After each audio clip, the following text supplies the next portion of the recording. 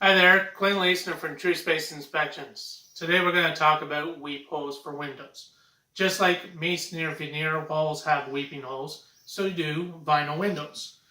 Each vinyl window has a different set of weep holes. It might have one, might have two. As to this vinyl window, this one has a set of three on either side of the window.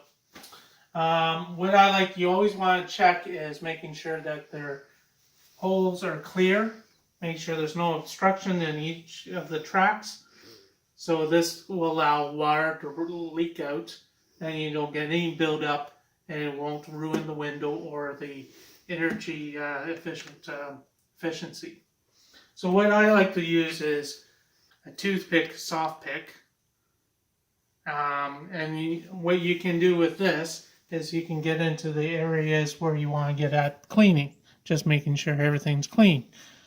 As you can see, this one has three weep holes. You don't have to use a toothpick soft brush. You can also use a pipe cleaner. And you can also use that just to get into there. Once you're done that, you always want to check with a water test.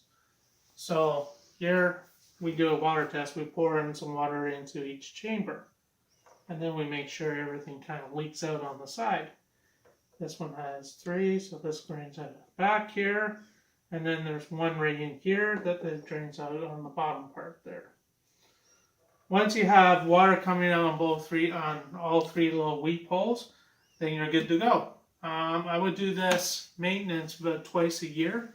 Probably do one in the spring and one in the fall. And yeah, this will prolong the life of your window. Thanks again. If you have any other questions you want to ask the inspector, please email me or follow me and text me on my social media. Thank you again and hope to see you soon.